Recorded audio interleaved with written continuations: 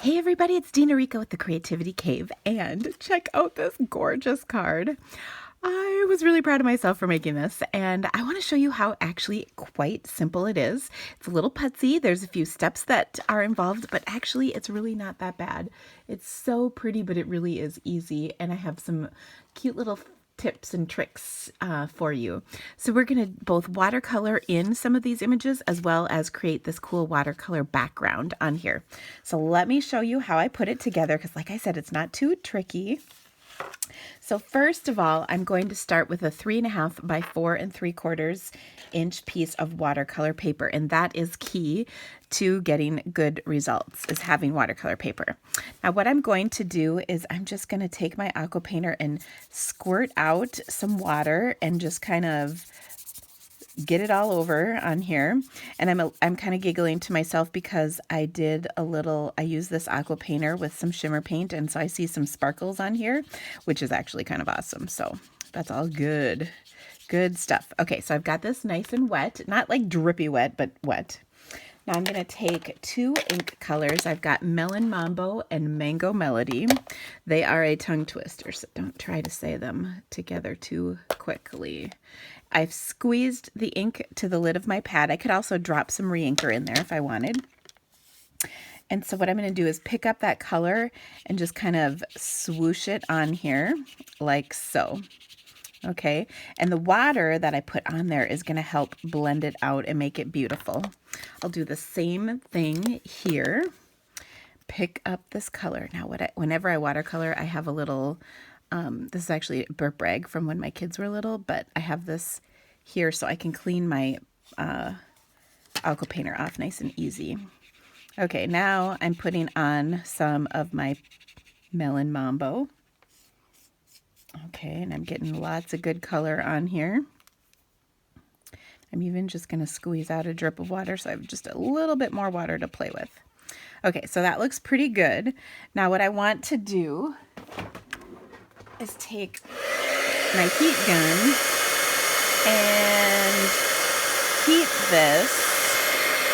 Now, the more water you have, the more you can kind of play with it by pushing it around and getting kind of some cool effects.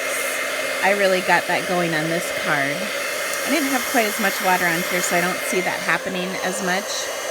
Let me drop some water on here and we'll see what we can do.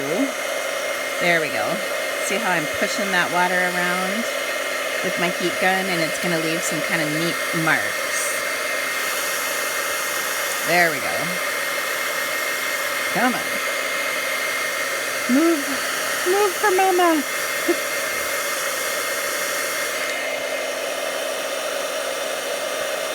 Okay.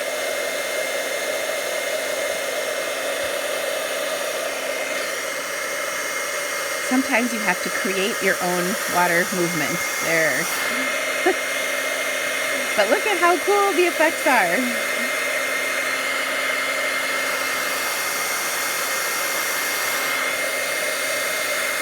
So this is just kind of one of those things where if you have a little patience, you can get some really neat things happening. And you can see I'm just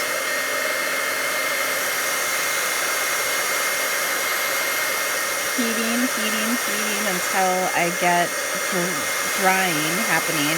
And then when I get the drying is when I get those cool little edge lines and a really neat background going. Now some people might prefer the before I put the drips down background. That's just a nice smooth color. And some people like the more blotchy look. It's up to you, but every time you do it, you get a different look. So here I had kind of some of the pink and yellow mixed together, and then a big drip kind of shot off when I was drying it. So you get different effects based on how much water you have, how much color you have. So it's all fun. Okay, now what I'm going to do with this is add a couple of stamped images. So I'm using the beautiful Promenade stamp set for this project. And it also has a set of coordinating framelits, which are awesome. And so I'm going to take and stamp this cool little diamond image, which I really like. it adds kind of a fun touch. And so I'm going to just stamp a couple of them over here in my Mango Melody. And then I'm going to clean this. And then I'm going to stamp a couple in Melon Mambo on this side over here. And you want them so they kind of peek, they'll be able to peek out from, you know, everything we're going to put on top of this. So it's just kind of a fun little background. I like it. Okay. I'm cleaning my stamp right away so that I don't get too much staining on my photopolymer. Next, I'm going to take and set this aside. We're done with that for just right now. And I'm going to close these for just a minute. Then what I'm going to do is take, I've got a scrap piece of watercolor paper, and I'm going to stamp these and emboss them in gold powder. So first of all, I'm going to treat my paper with some of this embossing buddy. It's got a little powder in it. Then I'm going to take my, look at this, virgin water Versamark pad. I say virgin because my other one is pretty gross compared to this. Okay, so I'm going to stamp that big flower 2 times on here. And I could go ahead and stamp a bunch of leaves next, but I'm going to put the powder on them first. And the reason is because then I can see where I'm working. Because, you know, that clear ink can be a little tricky sometimes, and I don't want to stamp over it. This is the voice of experience talking, of course, because I may or may not have done this before. Okay. So there we go. Next, I will take and stamp my leaves on here. And you can stamp as many as you want. I think I stamped like 3 or 4 or 5. I stamped 5 before, I guess. And I used 4. We'll do 4, and I've got 1 left over from the first time. Okay. So there are all those. We'll close that pad up before anything bad happens to it. My gosh, it's so pretty. I don't want to ruin it. We'll see how long I can keep it this nice. It's coming up on a year, though, which is pretty impressive. Although I will say I don't use Versamark quite as much as my other ink pads. But I'm still proud that I've kept it nice this long. My other Versamark pad is probably 10 years old. Okay, so there we go. We're going to heat these up, melt that glorious gold powder, and then die cut everything. So I will do that and be right back. Haha, kidding. I'm going to color them before I die cut them. Okay, now just like before, we're going to take our ink pad, squeeze them together, and then I'm going to take that ink from the lid and color my flower. Now what I want to do is put some water in each of these flowers, and then kind of what I want to have happen is have it be dark at the tip and then light as it goes towards the inside of the petal. So you can see I just kind of put the color in, and then it naturally is kind of diffusing, that color is kind of diffusing out. So I'm going to kind of do that working around. And then if I need to, I'll come back and either add or take away some of that color. And here's where having watercolor paper makes such a difference. This would never, ever happen on regular cardstock. So it's really helpful to use watercolor paper for this beautiful look. Now you can see I'm not worrying too much about getting that color all the way down, because it's actually okay if there's some light spots on there. Okay, so I'm just gonna let that be. But isn't that beautiful? Oh, it looks so fancy. Okay, this is how I know I'm really fancy, is because it makes it look like an actual artist did it, when in fact it was just me. Okay, we'll squeeze that lid once more. Get some, ooh, not much ink came. You know what, I really need to re-ink this ink pad. That's part of my problem. Oh, but dang it, I gotta. So sometimes you can mix the putting of the water down with the picking up of the color. That would be what I did here. Okay, so I was supposed to go over these. So you can see I'm doing just the really light color, except on that first one. Then I'll come back in, get some more color on here. And let's see if we can get a little more ink on our lid. I'm really just being lazy and not going and picking up my re-inker for this. Okay. So I'm just going to add some of that darker color up here at the top. Oh yes, look at that. Let it diffuse down. Now if I need to add more color to let the mixing happen or the lightening happen, I'll clean off my brush. So now my brush is pretty clean. And then I'll just add some of that water down at the bottom of each petal.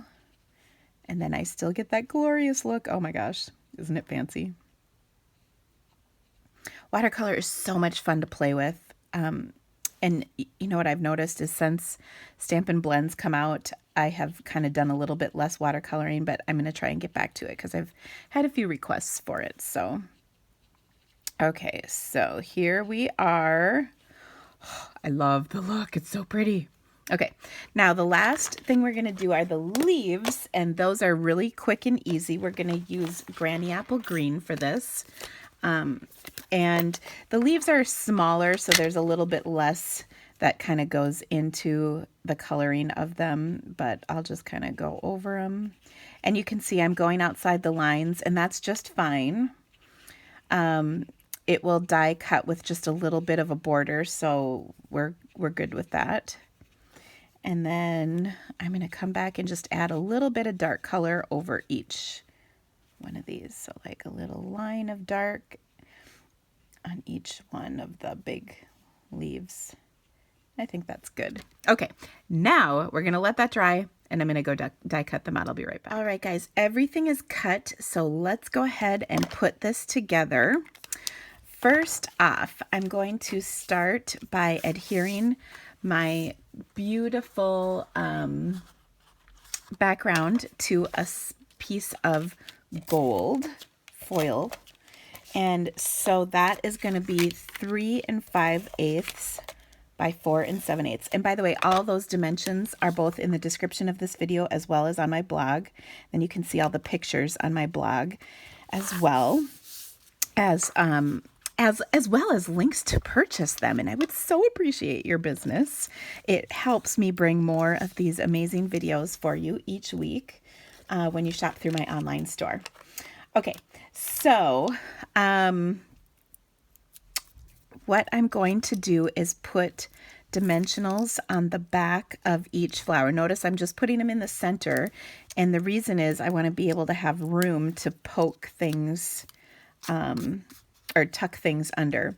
So I'm kind of putting opposites down, and I'm just setting these here so I can sort of rearrange as necessary, but I'm putting, you know, the yellow on the pink and the pink on the yellow. Okay, so it's not all one same color everywhere. So that looks pretty good. Then what I'm going to do is tuck these leaves in wherever necessary. And so let's see, we'll stick one kind of right there and just tuck these in with glue dots, which I love. We'll put one right there. And you can kind of do as many or as few of these as you'd like. It's up to you. It really is your personal preference. I die cut 5, but honestly, I think this is plenty. I don't think we need any more. Okay, so that looks fantastic. Now what I want to do is take and stamp my sentiment, and I'm just gonna, sorry, my arm is in the way. I'm just gonna grab a piece of very vanilla scrap, and I'm gonna stamp my sentiment in Versamark and emboss it in gold really quick because that just is so pretty. Okay, so this says, "I'm here for you, friend." And would you not just feel that love if you received this card? Oh my gosh. I think this would be amazing to give to somebody.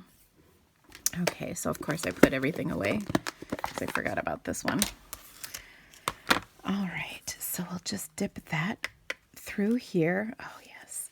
Oh, so excited about this because it just is so pretty. Now on thick paper like the watercolor paper, I will heat emboss from the top, but on this thinner regular cardstock, I heat from the bottom. Okay, so there we go. Looks so pretty. Now I'm going to take my triple banner punch right here, and I was looking for it. I'm going to snip that end, and then we'll just trim this end with my scissors, like so. And then I'm just going to adhere this right over the top of that embossing. I don't think I really need to put any dimensionals on here. It'll just kind of sit over the top. Oh my goodness, isn't this just so pretty? Oh, okay. And then last but not least, we're going to mount this to a Melon Mambo card base. And I just can't tell you how pretty this is. Oh, there is one more step though. Oh, I almost forgot about this one. This is kind of the best. This is where you take your card from pretty wow to like, oh my gosh. Okay, so I've got some champagne mist in some rubbing alcohol in my Stampin' Spritzer. And I am going to spritz this. So that looks pretty good. I don't want to get it like everywhere, but in some places. Okay, I'm also going to take my shimmer paint with my aqua painter. And remember how I had a little bit of shimmer on there at the very beginning? It's because I was doing this. So what I want to do is kind of give this a squeeze so it's good and wet. I don't want it to drip on my project like that, but I want it to be wet because I'm going to pick up some of this and I'm just going to kind of tap it. And what I want are some splotches. There we go. We're getting them. I just want some splotches on here. And I even will touch them. So get a little bit more on there. And you can even like just touch a few spots so that there are some nice little blotches. Okay. And then what you have is a truly amazing card. And when it dries, you just have like little bits of gold on there. So I'm so excited about this. You can see those splotches on here a little better. When they're dry, they look really awesome. So I hope you loved this video. Like I said, please check out my blog for the details as well as shopping. I would so appreciate your business. I have a great VIP rewards program that I'd love to welcome you to. Thanks for stamping with me, and I'll see you again soon. Bye, guys.